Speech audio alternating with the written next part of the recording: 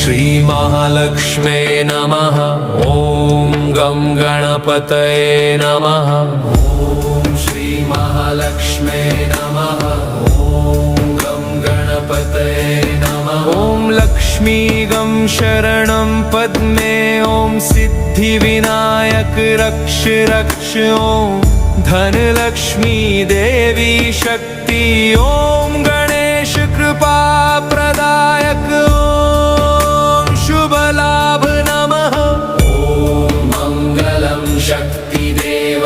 ॐ आनंद ज्योति Lakshmi. ॐ विघ्ननाशक Ganesh.